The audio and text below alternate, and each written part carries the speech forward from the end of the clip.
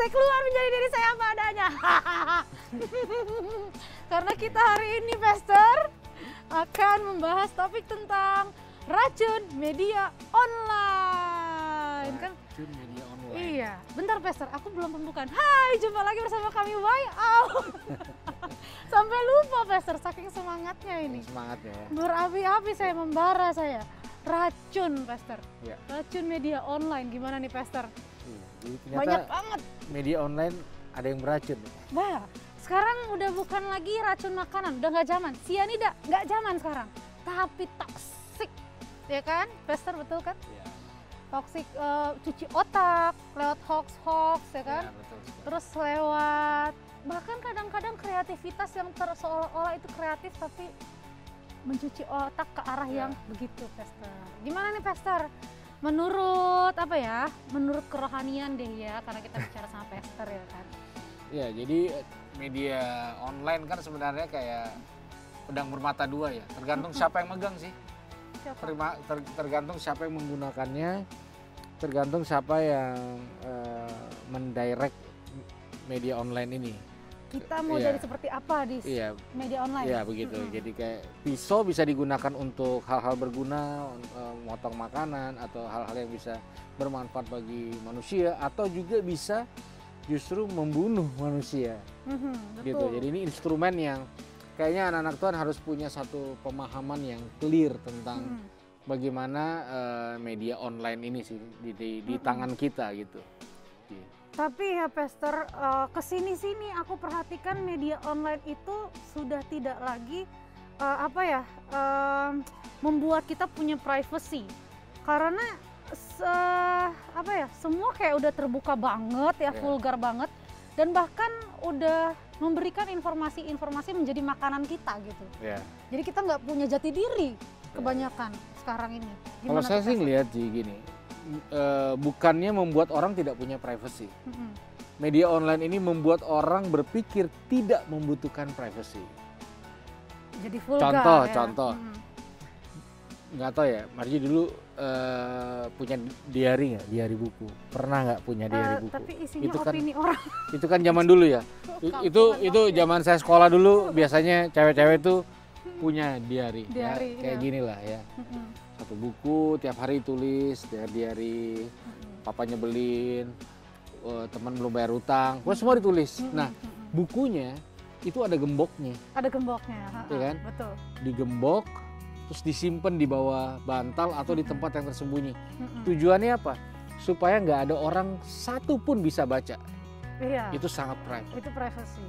Sekarang orang nulis diarinya di wall sosial media, Curhat. ya Iya. kan? Terus Ini kalau juga nggak dibaca, sering sih. kalau nggak dibaca orang marah. Apalagi kalau orang yang kita suka nggak nge-like, Iya. sebel, Kadang nggak care, nggak peka. kita posting sesuatu curhatan hati kita, lu kok nggak ada yang respon ya? Di delete. Iya kan? Jadi nggak pede gitu. Dia kan kebalik. Tadinya kita butuh privacy, sekarang karena media online orang nggak butuh privacy. Bayangin, pernah lihat dong Apa tuh? jempol cantengan, jempol nih, Aha, ya kan? aha. Terus ditanya sama audiensnya, followernya, guys, gunting nggak ya? Jempol Nggak cantengan penting. seluruh dunia harus tahu. Iya, iya. Iya kan? Iya. Satu lagi, sekarang rata-rata orang masuk rumah sakit nih, apa yang dia lakukan dulu? Foto dulu dong infusnya. Gitu. Terus apa? Upload. Saya sih nggak nyebar-nyebarin loh, siapa yang nggak nyebarin, seluruh dunia tahu itu tangan siapa, dari akun siapa. Tadi yang dirubah oleh media online adalah banyak orang, saya nggak punya privasi. Kita yang nggak merasa butuh privasi sekarang. Karena butuh perhatian, Pastor. Ya jadi penggiringannya sih lebih mengarah ke situ sih. Jadi kalau misalnya statement zaman media online saat ini membuat orang tidak punya privasi, kayaknya ya nggak tepat-tepat banget sih.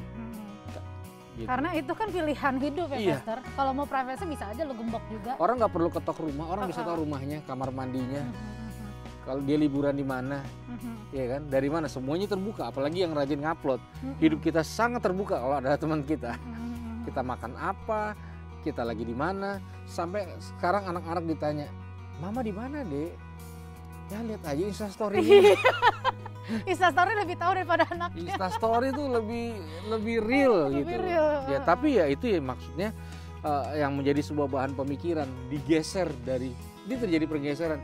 Dulu tuh orang menghargai suka private gitu loh. Suka private. Dan mengenjoy private gitu. Namanya juga private. Sekarang sih orang kalau dia nggak rasa butuh private itu. Bilangnya aja butuh, tapi pada kenyataannya culture menunjukkan orang ngumbar juga. Gitu. Dan ini Pester, apa ya? Karena mungkin tadi perubahan zaman tadi Pester bilang ya kan. Kadang-kadang juga akhirnya enjoy kok Pester. Orang kesini-sini enjoy kok dengan tidak adanya privacy itu, termasuk saya guys. Dulu tuh aku selalu aku gembok tuh sosmed aku semua. Tapi karena katanya kepentingan entertainment jadi harus di open. Sekarang saya open banget malah. Seringkali malah jadi ya kebablasan juga sih sharing-sharing ke Instagram gitu ya.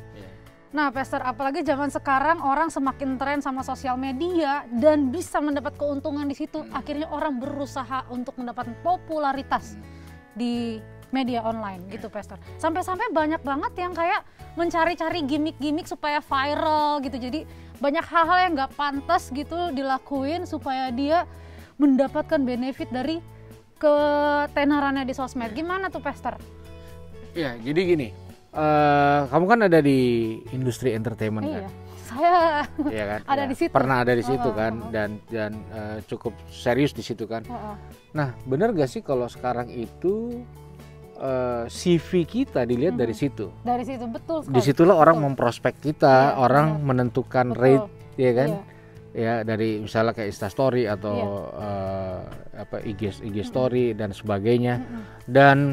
Dan sekarang orang juga meng-apply sesuatu ditambahkan dalam juga akun sosial medianya. Ini sekian follower dan sebagainya. Nah, itu yang menyebabkan banyak orang akhirnya yang tadinya niat-niat aja, ini mungkin sisi racunnya ya. Tadinya cuma sekedar bermain dan ya seru-seruan aja. Akhirnya tergiring ke arah harus mengejar sesuatu yang tuntutan ya itu besar, banyak, lalu ini apa konten dan konsep. Betul. Nah itu kayaknya orang berubahnya di situ, ya kan? Kayak misalnya banyak teman-teman hamba Tuhan pendeta yang terjun di dunia YouTube, mulai dengan konten yang baik, edukatif dan sebagainya, lalu nggak laku, lalu masuklah ke konten-konten debat, sikat agama lain, jelek-jelekin agama lain. Ya, 5 kesalahan agama lain, yang 4 akan buat Anda tercengang misalnya gitu kan, proposisinya. Bahkan banyak yang sampai sebut nama ya Pak. Iya, dan ternyata itu rame, dan ternyata itu ombaknya besar, dan tadinya dia tulus, salah fokus akhirnya jadinya. dia lebih mengikuti apa ya logaritma ya, dan itu yang kayaknya membuat banyak akhirnya terjadi degradasi nilai ke media online. Padahal itu juga bukan selalu menjadi sebuah racun ya, karena saya juga aktif di media online dan ternyata efektivitasnya tuh amazing ya. Kamu juga pasti ngerasain banget impact positif yang bisa kita bangun, narasi yang bisa kita bangun, value yang bisa kita bangun itu sangat maksimal ketika itu dibungkus dengan media online. Iya Pester, jadi gimana ya supaya kita tuh bisa tetap bijaksana nih menggunakan sosial media. Sementara kan karena dari orang yang bukan biasa-biasa aja bisa terkenal di sosmed gitu kan. Gitu. Nah, apalagi kalau misalkan kita yang udah bidang pekerjaannya di sosmed seperti saya gitu ya Pester ya. Sedangkan tadi Pester juga bilang kan kalau kita yang biasa-biasa aja apalagi yang kerohanian biasanya viewersnya jadi sedikit gitu kan. Nah, kita kan harus kreatif, harus menciptakan sesuatu yang menarik buat pemirsa gitu. Gimana Pester mengatasi kondisi seperti itu? Ini pengalaman pribadi ya. Jadi kalau saya punya prinsip gini. Tuhan itu saya punya first audience. Mau berkarya kayak apapun, yang like pertama, audience pertama, view pertama datangnya dari Tuhan. Dan akhirnya apa? Itu menemukan rasa cukup di situ. Nah, jadi keterlibatan Tuhan di dalam bermedia online itu menentukan karakter seperti apa yang jadinya nanti. Betul. Nah bayangin kalau enggak, ya kan? Kayak banyak orang lakukan sekarang apa? Personal branding akhirnya di sosmed ya, belakang-belakangnya soft selling, ya kan? Tapi persoalan semua pengen terlihat, semua pengen punya font tulisan khususnya, terus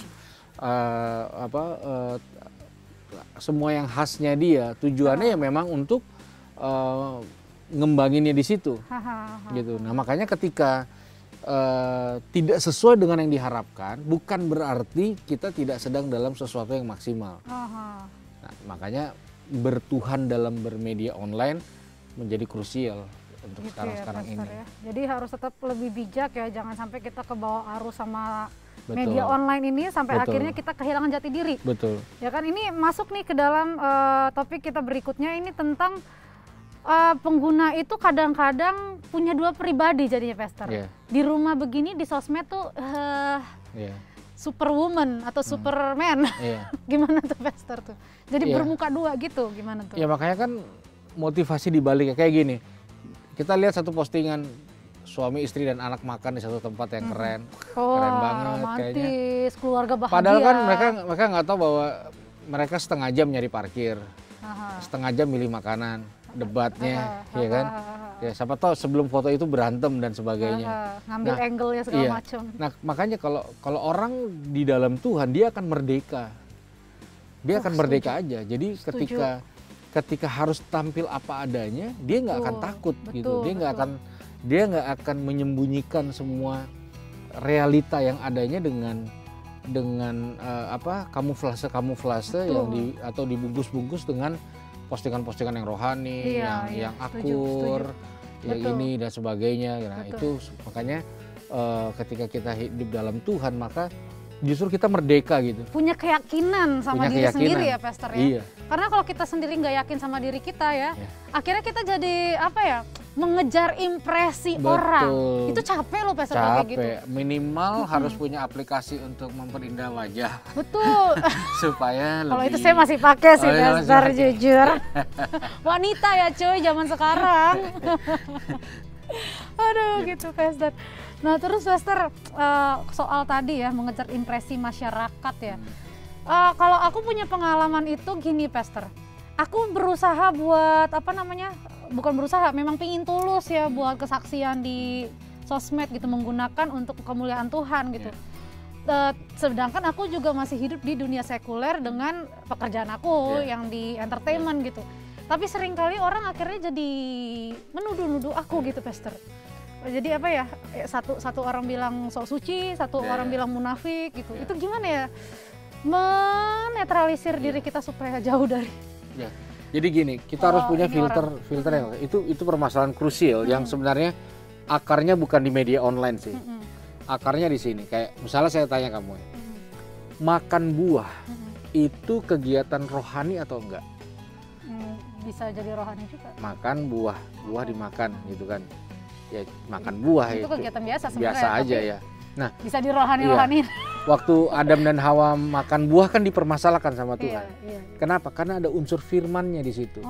Jadi semua aktivitas yang di dalamnya ada unsur firman-nya, didoain, itu rohani. Apapun itu. Nah, jadi kita harusnya tidak bisa terjebak lagi di dalam stigma sakral dan sekuler. Pelayanan dan sekuler sebenarnya nggak ada pembatasannya. Kita yang membatasi gitu. Tuhan itu kan cinta. Nah banyak lagu juga membahas tentang cinta ya, entah itu agape atau eros dan sebagainya. Tapi cinta kan datangnya dari Tuhan. Nah, harusnya merdekanya di situ sehingga kita nggak bikin dua postingan rohani, satu sekuler. Supaya saya sampai bingung, saya sampai digini-giniin sama orang, udah kamu bikin dua aja, satu buat rohani, satu buat sekuler. Dalam hati, emang gue orang gila ya? Suka-suka gue dong, kadang aku memang pengen kesaksian, kadang aku pengen jadi diriku sendiri kan gitu loh. Kadang ya itulah kalau orang terlalu mencampuri urusan kita kadang, Pastor ya. Oke, ini masih pingin banget aku kulik lagi karena aku penasaran banget, tapi Kita tunggu di segmen berikutnya ya, sabar, aku tahu kamu juga penasaran.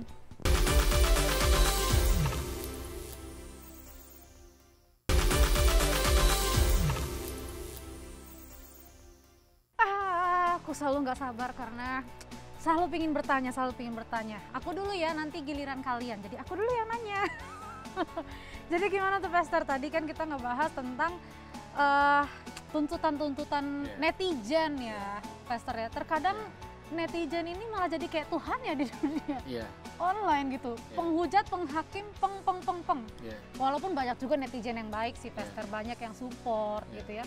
Tapi gimana nih Pastor ngatasin netizen yang berasa Tuhan ini nih Pastor? Aku kadang bingung sih Pastor. Aku diam setahun dibully terus. Aku ngoceh dibilang, ngapain sih ditanggepin gini-gini? Lama-lama saya Pastor. Ya jadi mungkin lebih ke haters kali ya. Haters jadi, gitu ya. Ya jadi anak-anak tuh harus tahu bahwa ya netizen bukan Tuhan, netizen bukan segala-galanya, tapi netizen punya satu power untuk mengintimidasi, untuk menghancurkan kekuatan kita, menghancurkan visi kita, bahkan menghancurkan hidup kita, bahkan bisa membuat orang sampai akhirnya depresi dan bunuh diri. Banyak gitu. Tuh di negara luar. Iya, jadi itu apalagi netizen itu kan sifatnya masif dan agresif. Terus-menerus dan hujatannya itu memang bukan hujatan filter karena di media online itu punya yang namanya kolom komentar. Betul. Nah, itu ruang arenanya tempurnya di situ. Nah, harusnya gini. Pertama, orang berhak ngomongin kita. Kedua, kita berhak nggak denger omongan orang. Kita berhak tidak mengklarifikasi. Kita berhak memblok, ya kan? Kita berhak menghapus, gitu. Dan itu yang saya lakukan, gitu. Banyak banget, termasuk akun-akun rohani yang kadang-kadang seperti itu. Banyak, Pastor, akun rohani kadang-kadang pakai ayat teologi pula, ayat teologi. Itu nyerang-nyerang pendeta juga banyak aku lihat. Nah jadi kan karena ada kolom komentar kan biasa gini. Kalau di luar media online biasanya komentar itu datang dari orang yang punya kompetensi. Betul. Komentar dokter, ahli media. Tapi kalau di media online semua akan jadi ahli. Nah akhirnya apa? Kolom itu bisa berubah bentuk menjadi arena. Nah, arena adalah ajang pembuktian yang sebenarnya itu fiktif, gitu. Misalnya gini, perdebatan di media, nih ya, kamu lihat layar kan? Nah, saya lihat item. Nah, sekarang kita debat nih, ya, ini layar atau item? Saya ngeliatnya layar. Ya sampai kan? Ayam tumbuh gigi juga nggak akan ketemu. Tapi itu yang terjadi di kolom komentar. Jadi dengan perspektif dia dengan perspektif, jadi nggak akan nyambung, mau sampai manapun nggak akan nyambung. Capek ya menjelaskan. Makanya akhirnya saya adopsi lah satu penggalan ayat yang di dalam kitab Amsal, bijak orang yang menjauhi perbantahan. Oke. Ayo Bang Yeri, kita debat. Oke, udah lu yang menang ya, gua kalah. Oke, goodbye, gua cabut ya. Oh nggak bisa gitu dong, hapus. Muncul lagi kok dihapus sih, hapus lagi. Ya udah blok aja deh. Ada ya itu ya. Saya telat mendengar itu. Menjauhi perbantahan itu bijaksana. Jadi nggak salah ya kalau kita menghindar. Lu jelas dong. Sekarang gini, Ji. Kita kebenaran yang dihasilkan dari perdebatan. Kebenaran macam apa itu? Karena orang ngotot dirinya masing-masing. Karena gini. Kalau saya dapatkan kebenaran dari perdebatan, saya dapat kebenaran dengan cara saya menghancurkan kamu. Itu sampah sepertinya, bukan kebenaran. Makanya, tapi orang suka kan perdebatan itu dan ya itu yang saya bilang tadi, ombaknya akan banyak. Orang akan, ayo terus, saya lebih gila lagi, ayo sikat lagi. Banyak Pastor. Ini referensi, sikat lagi. Waktu saya dihujat itu setahun saya diem Pastor. Sampai akhirnya yang lain pada ngomong, Margaret ngomong dong, klarifikasi dong, bener gak? Mau gak mau saya klarifikasi Pastor. Tapi ternyata gak selesai juga tuh. Selesainya dengan apa? Dengan saya bodo amat udah. Saya blok udah selesai, itu baru selesai. Karena memang caranya adalah menjauhi perbantahan. Iya betul. Tapi orang pasti marah kayak. Enggak ada yang marah dong. Iya, karena orang maunya lu klarifikasi dong Margaret, bener gak lo ini? Bener gak? Orang nuntutnya begitu Pastor. Makanya mudah-mudahan ini jadi jalan keluar buat yang lagi stres nih, yang lagi stres. Tuntutan netizen Karena ya. akhirnya tiap hari ngecekin kolom komen, takutnya aduh ada yang ini tiba-tiba lanjut. Betul. Kadang di komentar itu kan siapa berantem sama siapa, tapi di lapaknya lapak kita gitu. Iya betul. Gitu Iya kan. benar. Jadi ya itu nggak tahu lah, memang banyak orang yang memang buat akun untuk debat dan untuk jadi nggak mungkin lah kita menyatakan diri kita lebih baik dengan cara kita menjatuhkan orang lain. Itu nggak menarik. Tapi teman-teman harus tahu bahwa itulah kenyataan yang ada. Iya. Jadi intinya selama kita yakin sama diri kita udah ngelakuin yang baik ya, dan sesuai dengan apa ya kepercayaan kita, nggak usah pusing ya sama netizen yang tidak berguna, maksudnya yang banyak yang berguna, tapi maksudnya banyak juga kata-kata yang justru menjatuhkan kita gitu. Jadi harus bijaksana di situ ya Pastor ya, memilih-milih. Betul. Termaksud dengan hoax ya kan, hacking, pembajakan konten dan juga konten-konten kekerasan. Kita harus pilih-pilih ya Pastor. Tapi gimana dong Pastor? Kadang-kadang nyaru nih semua. Nyaru. Ini yang hoax atau ini yang hoax? Kita bingung gitu. Ya kan gimana ya ngatasin yang gitu ya Pastor ya? Iya berarti jangan cepat percaya, jangan cepat like, jangan cepat forward. Gitu. Makanya waspadai dua ini. Grup keluarga dan grup alumni sekolah. Iya. Ya, saya baru bahas soalnya nanti sama Kominfo soal hoax ini. Iya. Jadi ada ribuan hoax di grup-grup Facebook. Kenapa hoax itu berkembang di grup? Ya kan? Ya karena itu berupa kumpulan orang setuju-setuju aja, nggak ini makanya. Pengen kelihatan update juga sih kadang. Iya, apalagi masalah pandemik kayak gini kan. Ya itu kan yang jadi dilematik. Iya betul. Orang bisa jadi nggak mau vaksin. Betul. Karena ada 5G-nya katanya. Gitu, contohnya. 666. Iya. Ya kan. Iya betul juga sih Pastor. Jadi itulah kita harus pilih juga. Jangan tadi Pastor bilang jangan cepat-cepat. Jadi harus saring dulu, filter dulu. Sama tentang pembajakan konten kekerasan, hacking, peretasan. Saya pernah di-hack juga Facebook saya Pastor. Sebel banget ya. Cari duit dari Sekarang situ. kan misalnya gini. Kita kan ini kan berapa ya? 30 menit lebih kali ya. Satu kali WA, tiba-tiba pas kamu mau ngomong diambil gitu. Pas lagi ngomongin dipotong, pas lagi ngomongin mantan misalnya. Lagian sih ngomongin. Iya kan? Marji belum bisa move on. Iya betul. Bawa portal rohani. Padahal dirinya belum bisa move on. Siapa dia? Iya. Wah, gitu kan, di framing, masukin dulu TikTok, gini. Padahal kita mau sharing ya kan? Ya itulah yang terjadi di dunia. Jadi orang bisa jatuhin, orang bisa manfaatkan. Jadi harusnya kita siap jasmani dan rohani untuk memulai dalam berinteraksi di media online. Punya batasan sendiri ya Pastor ya. Betul. Oke, punya sinyal-sinyal kayak yang Pastor bilang, kalau udah sinyal-sinyal negatif mending jauhi perbantahan itu. Wah, itu penting banget tuh guys, karena kadang-kadang kalau kita berapi-api menanggapi sinyal itu, yang ada kita jatuh. Tapi kalau misalkan kita tetap berhati-hati, waspada, kalau udah ada sinyal negatif, mundur aja dulu satu langkah, pelan, napas dulu, ya kan, napas. Musuh melemah, kita maju. Wih, pintar saya, pintar. Kok dia maju sih, nggak ikhlas? Terpaksa nih semua penonton bayaran. Oke, lanjut sharing. Oke, aku pingin Pastor sharing untuk jalan keluar kita menyikapi sosial media dengan permasalahan-permasalahannya. Jadi adalah baik tidak menempatkan sosial media atau media online di part penting banget dalam kehidupan kita. Jadi jangan sampai itu fokus kita ya Pastor? Karena gini, karena itu kalau kita tidak menaklukkan dia akan menaklukkan kita.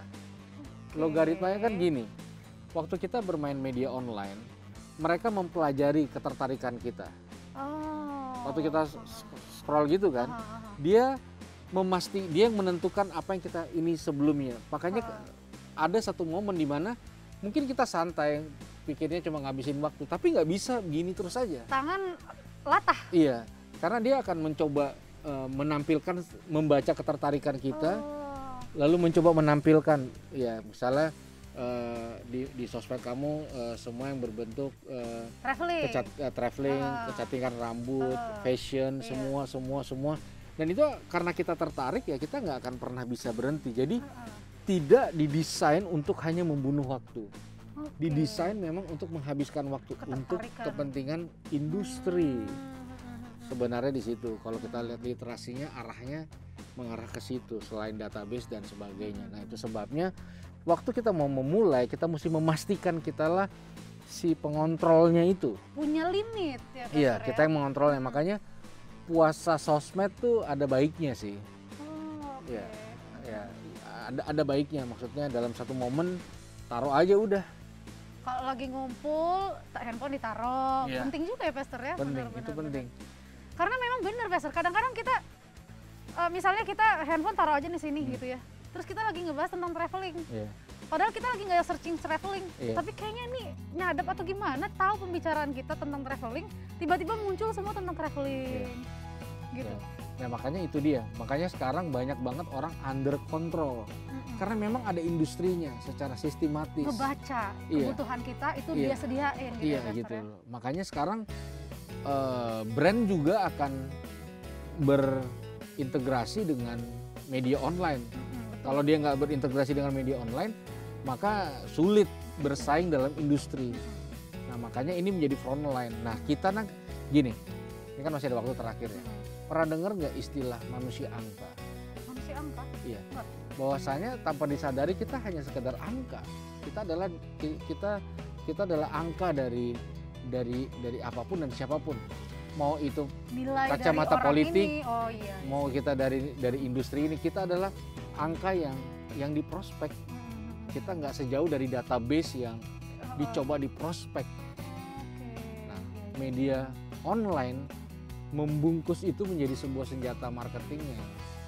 Ya memang itu sekarang. Memang gitu. benar sih, kadang-kadang aku kalau pasang iklan di sosmed kan ada dituliskan kamu mau menunjukkan iklan kamu ini ke siapa. Kayak kadang aku bikin ke kecantikan, pokoknya yang berhubungan dengan diriku gitu kan, karena supaya target pasarnya dapet gitu Iya. kan. Nah, itulah fungsinya kita harus, tadi Pastor bilang ya, punya batasan ya. Batasan. Punya kontrol diri Iya. supaya kita tidak terbuai dengan tawaran-tawaran yang ada di sosmed, guys. Iya. Karena semakin kamu tertarik dengan tawarannya, semakin kamu dalam dan diprospek sama semua bisnis-bisnis yang ada di online ini ya, Pastor ya.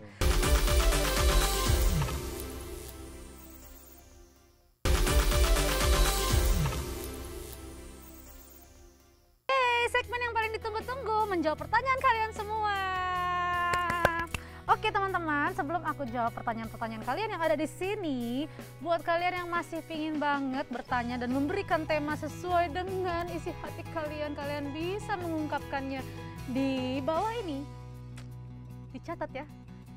Sekalian kalau keluarganya atau teman-temannya pingin juga, sekalian ajak ngobrol di sini, curhat juga nggak apa-apa.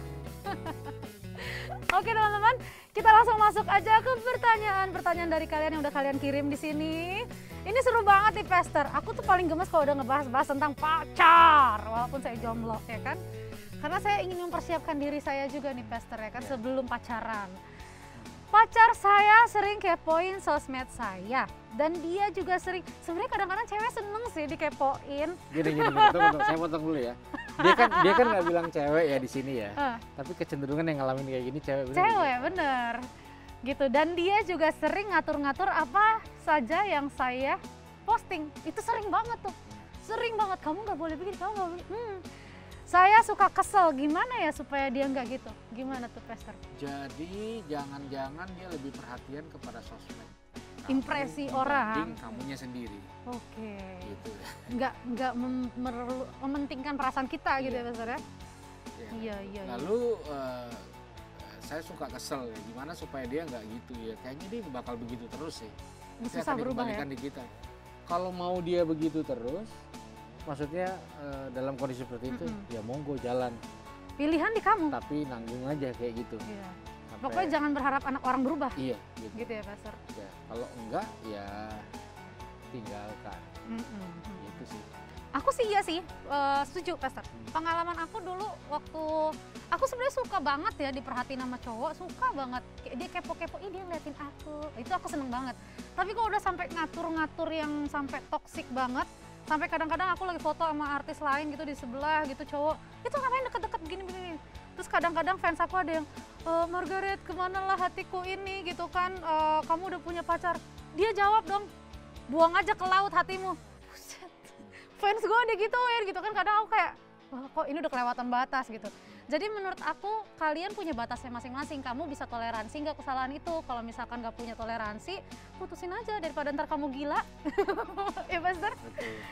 Oke lanjut, their way out. Aku bener, emang benar ya media sosial atau media online itu penuh dengan settingan? Langsung aku jawab. Mulai dari yang dikatakan ada algoritmanya, tadi yang Pastor bilang, sampai berani bikin konten-konten yang cari sensasi supaya banyak viewers. Tadi kita udah bahas, bener. Minta sarannya ya, karena saya berencana masuk dunia media online sebagai konten kreator. Bagus. Gimana Pastor? Sebelum masuk ke dalam kerinduannya ya, menjadi konten kreator, ya pastikan dulu jangan sampai kita jadi budak konten, itu yang pertama. Setuju. Ya, budak konten. Kita udah buka lah depan mata. Ya, yang terakhir saya lihat dia buat konten berhentiin truk di tengah jalan, akhirnya meninggal kelindes. Konyol banget ya. Yang prengin pacarnya, transpuan yang waktu dikasih bantuan, habis itu dikasih sampah atau batu. Oh iya, yang itu juga. Pacarnya semua. Pacarnya disuruh dikurungin di luar lagi salju sampai meninggal pacarnya. Wah, itu macam tuh. Ya, jadi makanya kalau kita jadi budak konten, maka kita akan mengizinkan nilai-nilai yang rusak itu masuk, kita adopsi demi konten. Jadi jangan sampai ya Pastor, jangan sampai kita bergantung sama tuntutan netizen. Sekarang kan ya genrenya gitu kalau sekarang ya. Semua yang sifatnya berbau seks, berbau hantu-hantuan. Betul. Ya kan?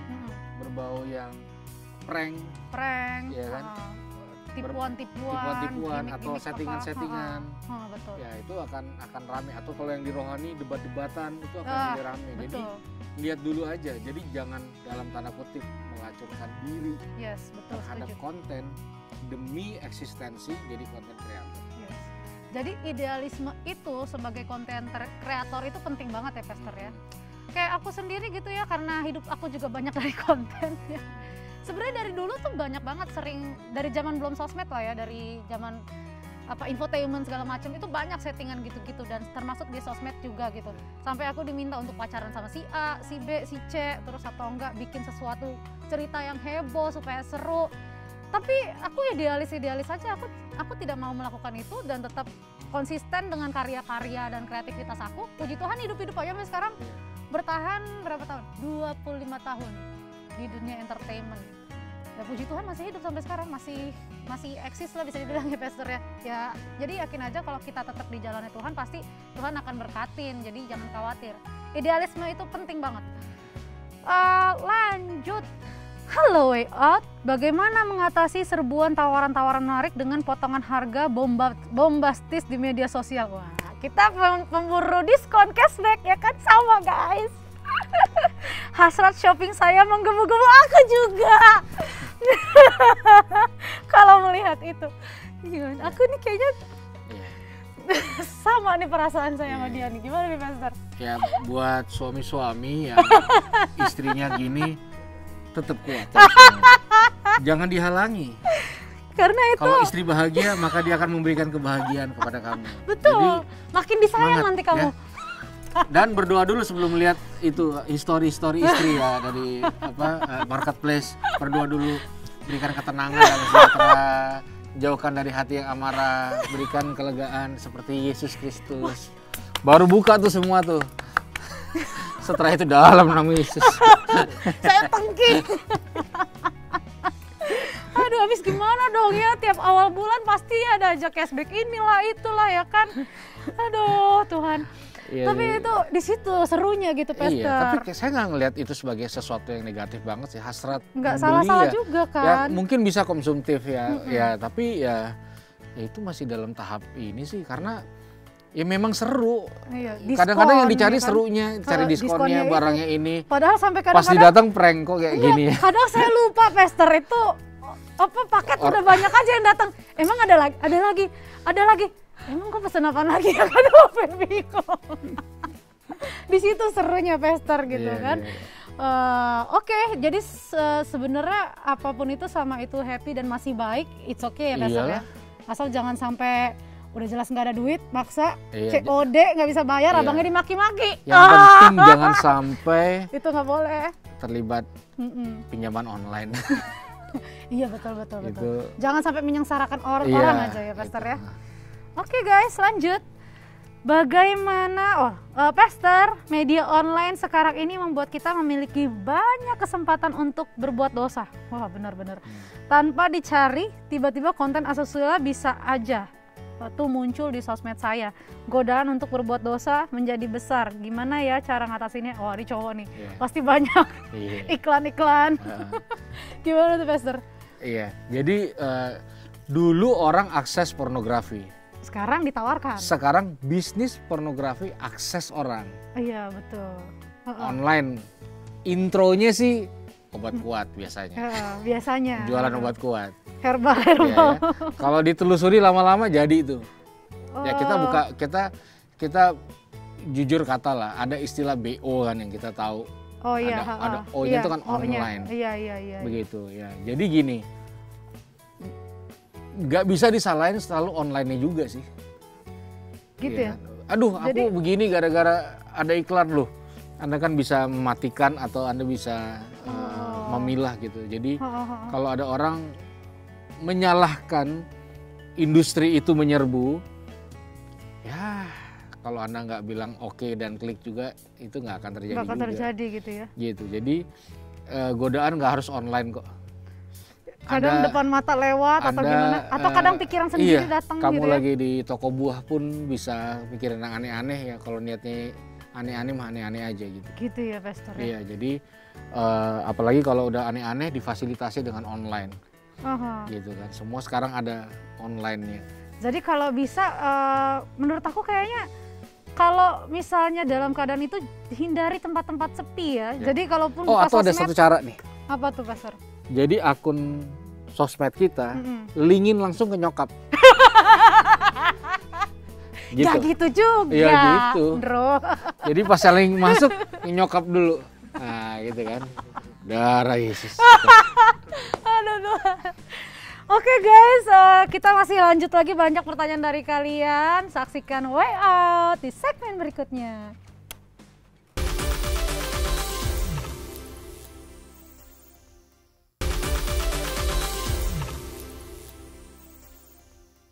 Aduh guys, banyak banget sih pertanyaan kalian. Aku kan juga pengen nanya, ya ampun. Oke deh, kita langsung aja. Pester, salah nggak sih kalau nyari jodoh lewat aplikasi perjodohan gitu? Kan lagi ngetren tuh. Ada banyak tuh Pester. Iya, benar. Gimana nih, salah nggak nih Pester? Jadi pacarannya ketemunya di aplikasi. Online, jatuh cintanya di online. Terus nikahnya online, nanti anaknya di-download. Statusnya di Facebook menikah. Ya, tapi nggak bisa dipungkiri, ada juga yang akhirnya jadi. Ada tapi sih teman-teman aku ada yang saya jadi. ngelihat banyak ininya, banyak resikonya ya. Besar. Karena dalam pernikahan itu fase pertemanan itu menjadi krusial. Penting. Kenapa? Karena nanti Saling setelah kenal. nikah hubungannya akan hubungan pertemanan. Makanya bagus kalau orang mengambil satu waktu panjang persahabatan untuk sebelum nikah. Karena nanti dia akan bangun lagi setelah nikah. Nah, persahabatan ini harusnya tidak secara online. Karena yang ditawarkan di online itu biasanya bagus-bagusnya doang. Ketika orang bersahabat, meskipun ada batasan kalau pacaran, tapi semua panca inderanya akan bermain. Chemistry-nya di situ. Matanya bohong kah? Iya, Kelihatan dan tuh. karena ini akan jadi orang yang akan mendampingi dia seumur hidup. Yes, betul, gitu. betul. Jadi kayaknya riskan gitu. Dan sekarang kan berkembang. Kayak sekarang ada aplikasi yang dia bisa provide sesuai dengan kemampuan kita. Jadi kita masukin data kita, termasuk penghasilan per bulan kita. Jadi kita tinggal di mana, ya?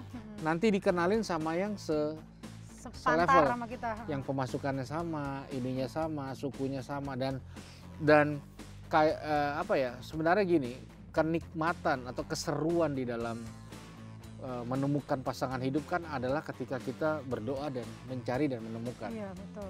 Artinya tidak secara virtual. Iya, iya. Gitu.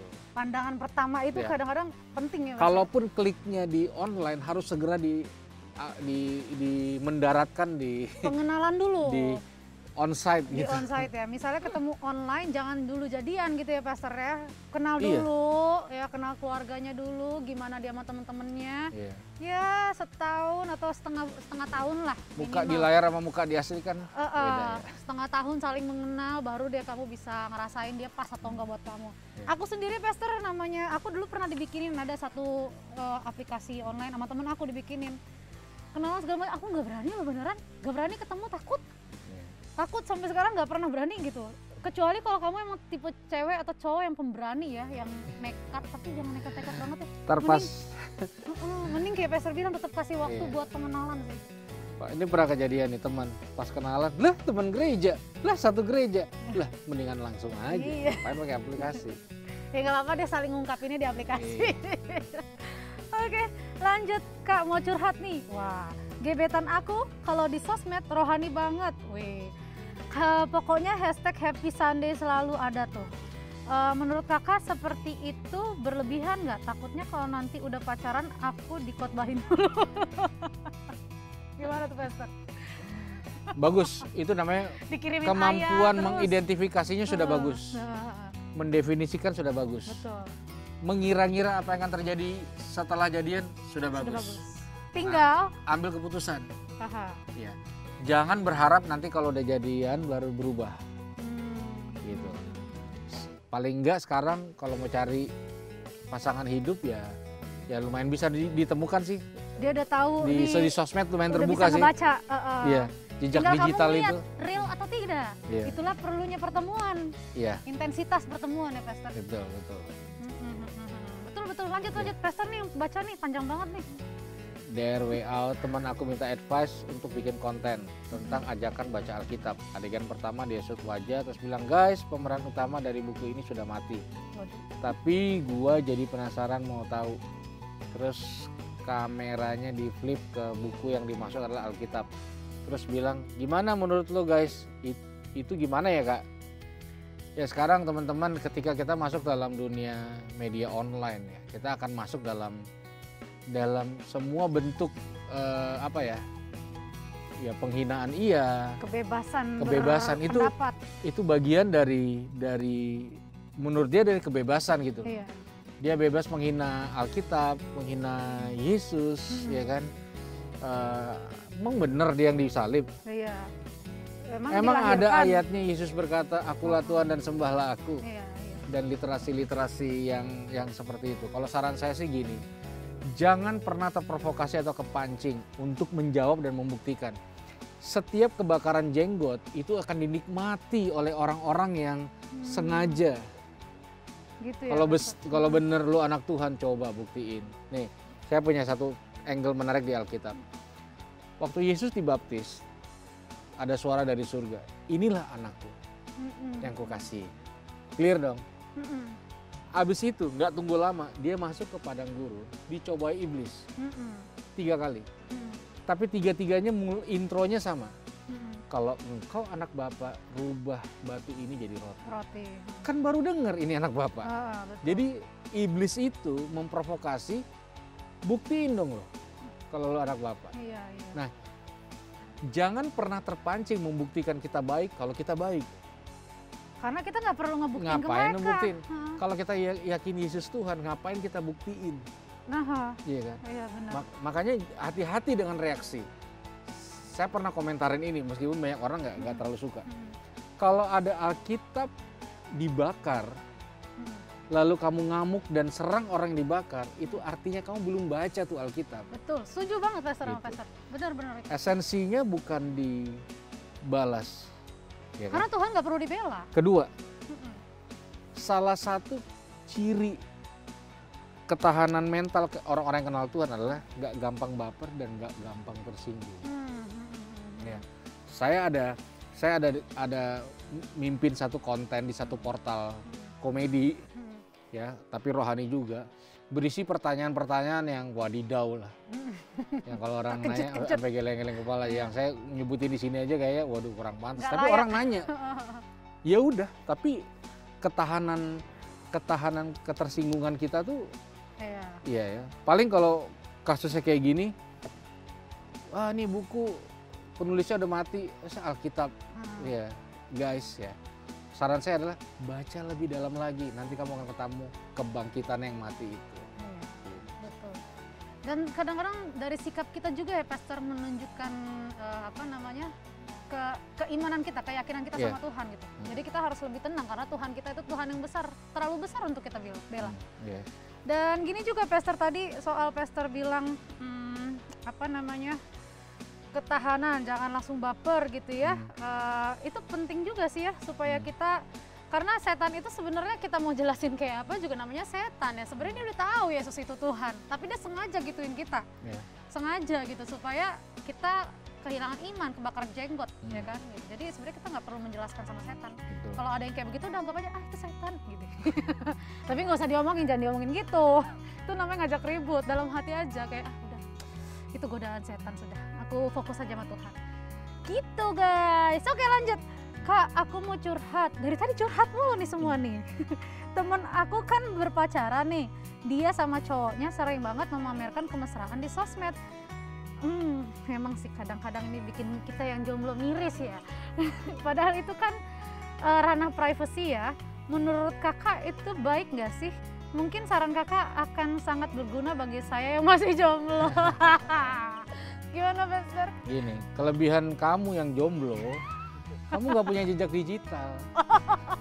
Iya dong? Iya gitu ya. Sekarang kalau mamer kesehatan, tahu-tahu putus, betapa repotnya menghapus jejak digital itu bener banget. Misalnya dia posting dari 50, 30 mesra, langsung tinggal 20 kan postingannya. Betul. Karena 30-nya di delete. Itu kalau belum kesebar kemana-mana. Iya benar. Lalu apa kata orang? Bayangin. Bersyukur jadi harusnya ya. Iya. Kalau punya anak. Anak berselancar di media online, ketemu foto bapaknya sama mantannya. Ini siapa gitu kan? Bukannya papa sama mama. Iya makanya. Ini papa sama siapa? Iya benar. Itu kayaknya ranah kejamnya jejak digital. Dan itu permanen. Setuju. Itu sih. Benar.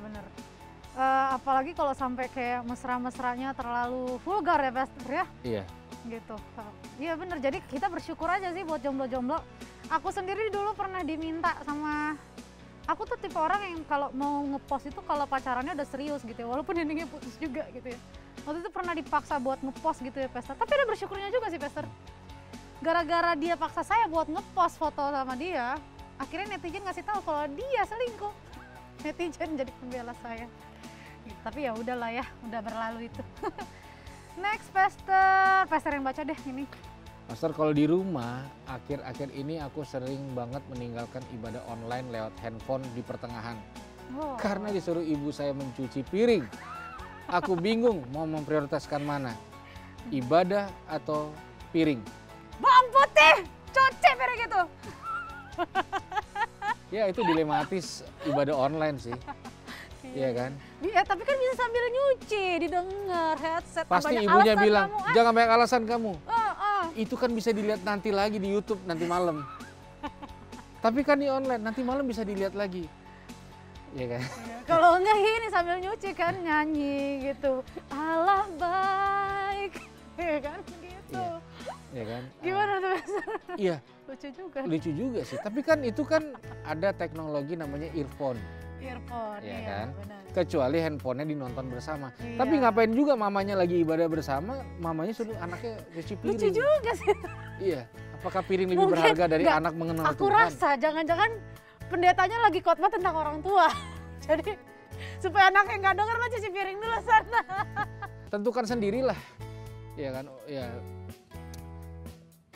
Ya bingung juga membereskan yang mana.